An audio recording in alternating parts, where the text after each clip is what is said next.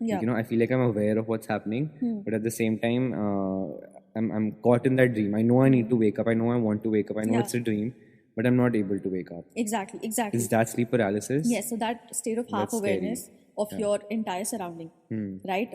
Whenever you're dreaming, you don't necessarily have to be in the room you're sleeping in. But when you're usually having a sleep paralysis episode, you will be aware of your surroundings, and something or some sort of a hallucination will be created within those surroundings. Right? For example, if you're sleeping in a particular room, and I used to have, for example, a mirror right in front of my bed, and that used to creep me out whenever I had sleep paralysis, because most of my, let's say, sleep I have all paralysis. sorts of scary imagery in my head. And I visualize what you've just said. Yeah, like the just demon standing as a reflection. Sorry. no, or sometimes I just see myself. Yeah. Right. So even scarier. Even scarier. As in? Like, for example, if you're hallucinating during the sleep paralysis episode, You see yourself in third person. yeah.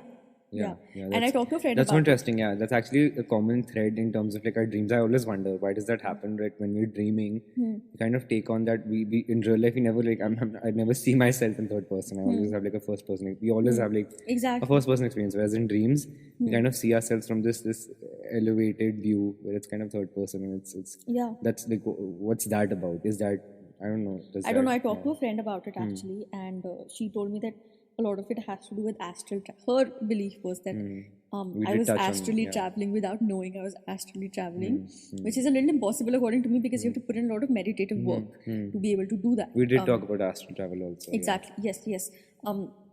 So that's the whole point. That's another episode, guys. Sorry. Yeah. That's the whole point behind it, right?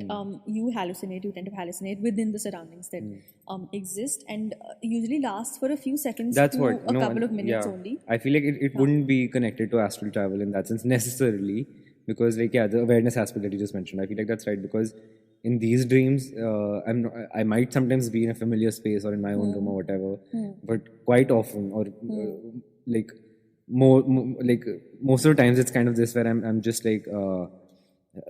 I start off somewhere, then I'm at some other place, then I'm at some other, like the locations or the setting of the dream keeps on changing. Even though I'll see myself in third person, I'll never see myself in first person. Like I'll never have that perspective. I don't think, I really can't. I don't think I've ever in a dream, I don't know if that's a blanket statement that I'm just making at this point, but I'm really trying to recall. I don't think I've had a dream where I've seen things in first person. Have you? Just trying. You have? Yes. For sure? Yes.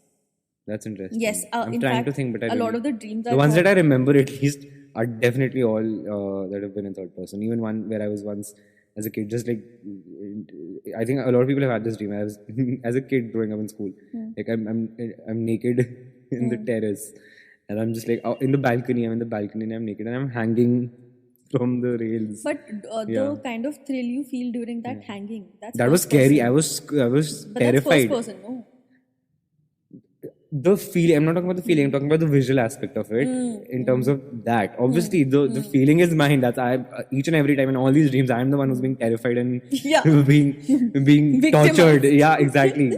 But it's just like in terms of, I'm talking the visual aspect of it.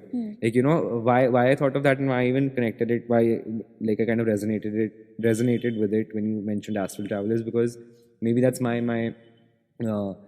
like how I've been influenced with the media that I've consumed related to astral travel. I've seen like the thing that comes to my